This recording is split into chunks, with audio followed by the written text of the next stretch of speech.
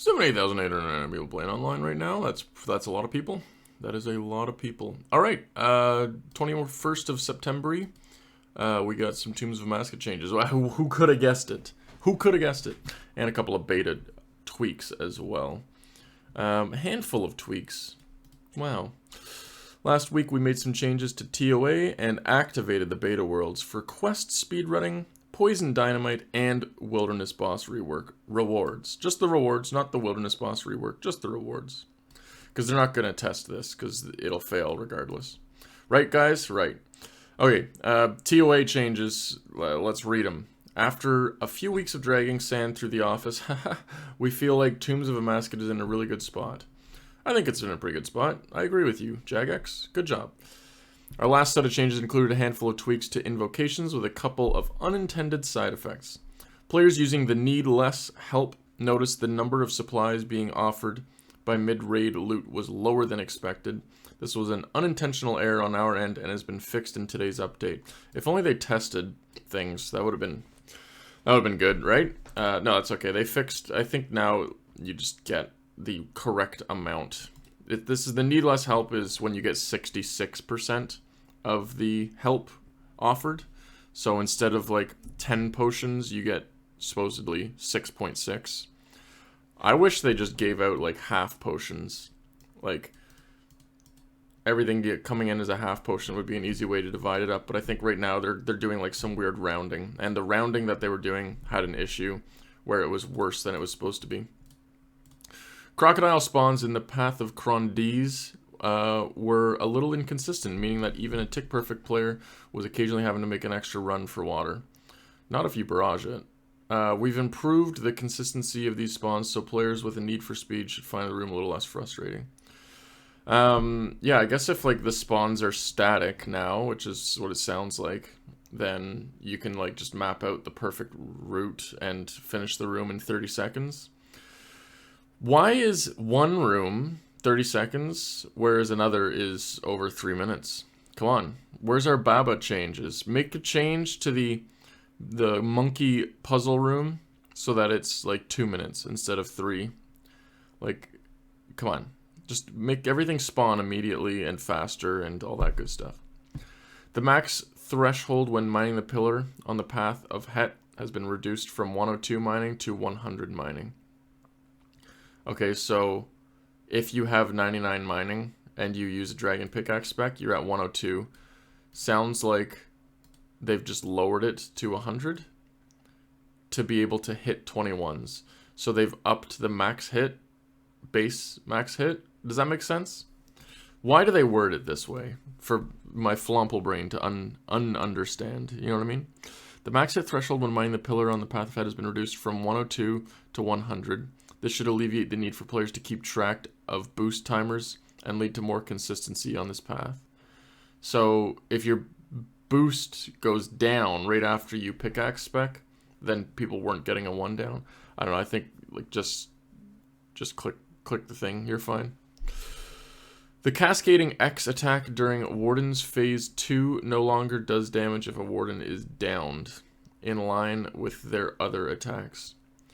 The Cascading X attack, that to me sounds like the red line of damage. You know, like it has like a line that's diagonal, and you can run through it to get past it, or you can like avoid the first one and then dodge the second one. That's what I think it means. If that's the case, yes, it was downing you when it was damaging you when the Warden was down, and I think that's great that they'd fix that. Finally, Zebak was having trouble sinking his teeth into players on certain tiles. The Colossal Croc is now able to melee players stood on the corners of the rocks in his lair. Yeah, everyone that I know of abused this. Clear oversight by Jagex. You could stand like directly on the corner of Zebak, and he would do his little chomp attack, which takes like 8 ticks or something, and he just wouldn't do damage. Just not even a 0, just wouldn't do damage. So now if you're standing in melee distance anywhere, he will melee you and chomp you and make you bleed, and if you move, you die. As a note, we're aware of the issue raised by players surrounding the summary interface not accurately reflecting prayer effectiveness when Deadly Prayer's invocation is active. We plan to fix this today, but an unexpected issue arose in testing, and we expect to have it deployed by next week's game update. Here's my thing.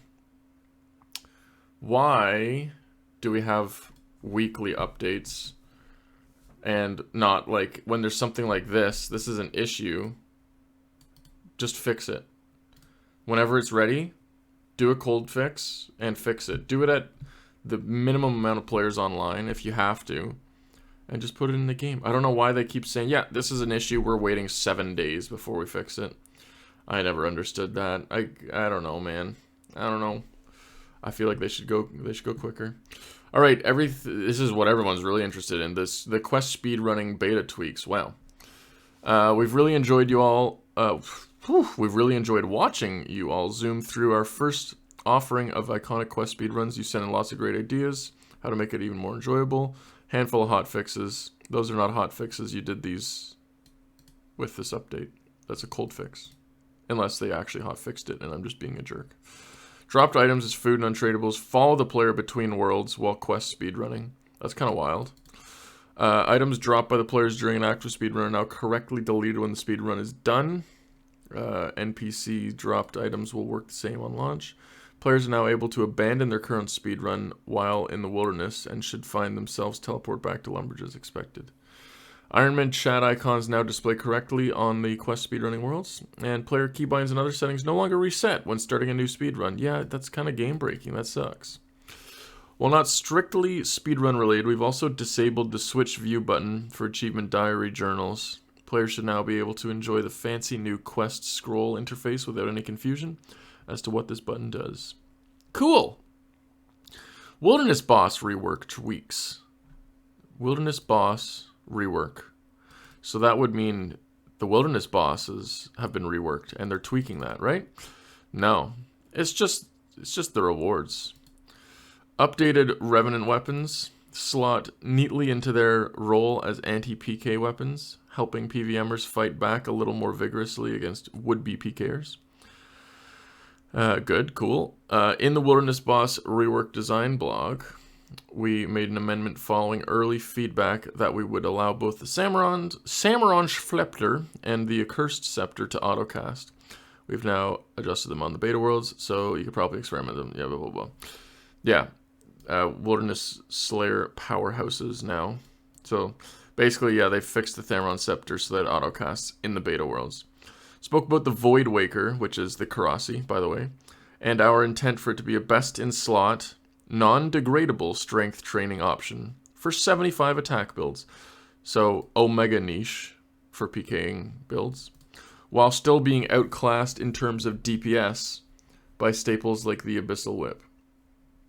How can it... Oh, it's just... Yeah, okay. After experimenting, some players feel the Void Waker is a little lackluster when compared to the Abyssal Bludgeon, so we bumped its melee strength from 75 to 80 on the beta worlds, of course. Cool. Wow, they buffed the Karasi already. It's worth remembering that this is still only a beta, and if you feel any rewards could use some further balancing, make sure to let us know. Nobody is on the beta worlds testing these things, because I went on here, the beta worlds, today to do some testing and get some videos and some clips and whatnot. And it is literally just people using it to PK with max gear. I could not leave the wilderness, like I couldn't do anything in the wilderness without getting attacked immediately by people. And I'm like, hey, do you mind getting off? And they just don't respond and they stay on you. So I feel like it's a Venezuelan gold farm that thinks that all of the items they're getting are sellable for real cash and that they can feed their families. I don't know. I can't think of any other reason why people would rag you on a beta world to test wilderness weapons. Like, bruh, let me test it. Nope. They're just ragging you as soon as you leave the Clan Wars portal. I tried tallying to Corp Beast and running up to Callisto, got attacked. I tried tallying to Anakarl and going to Callisto to test the Chain Mace, got attacked there. It's just not a good time. It's not a good time. I dislike. Mysterious message. Posty Pete about a mysterious message he received from a hooded stranger. We've had our most inquisitive JMods figuring out what it means, and we'll be sharing what we know later today. Wow. Here's some other changes. The Corporal Beast's Drain attack no longer hits you if you leave the lair. That's important. That's good. Quiet audio cue now plays to adjacent players when a Baronite vein depletes in Camdozal. Did you guys know that this existed? Because that was like, do the quest, get the items, and then never go back. It's a free-to-play quest. Anyways, they've added audio cue. Ancient Godsword spec is cleared when you teleport or leave an instance by any means. Yeah, that's fine. The Beta World supply chest offers Menifite Remedy potions. Holy moly, that's game-changing. The chat message for the Karis Partisan's special combat effect has had its wording adjusted. They probably made it so it's less offensive to people like they did with the Lunar Quest. I'm just kidding. There's nothing. Merch store. If you want a pin, go get them. Cool. PvP rolled, Rhoda. Good job. So there's actually another thing. A mysterious message. No, it's not here yet. The Crack the Clue was just announced today on Twitter. The little tweedly boy. That is made by Woox. Woox is making a Crack the Clue, and we're all going to be put through the ringer on this one. My goodness. This is going to be tough, I imagine. So the community will rise up and crack Woox's clue for some sort of cosmetic rewards. And let's see how just massive Woox's brain is. That's all for today. Thank you guys for watching. Appreciate it very much. Consider subscribing. Consider liking the video. And comment below. What else needs to be changed with TOA? Like, what else could they do that's like a quality of life change? Not like a major overhaul. You know, I have a video up. You can check out the video on my channel of new invocations they should add. All of them were just, I was just kidding. They're all troll, but it's a funny video. It's a comedy. But, like, they should just drop a massive TOA update with, like, 20 new invocations just to, like, keep it fresh. But they could do that in 6 months, to be honest. Like, I feel like that's fine. Anyways, appreciate you watching. I'm going to leave now. Have a good night, day, and/or night, and/or week. Whatever you want. It's your choice. I can't tell you what to do. But I can tell you subscribe. Thank you. Bye.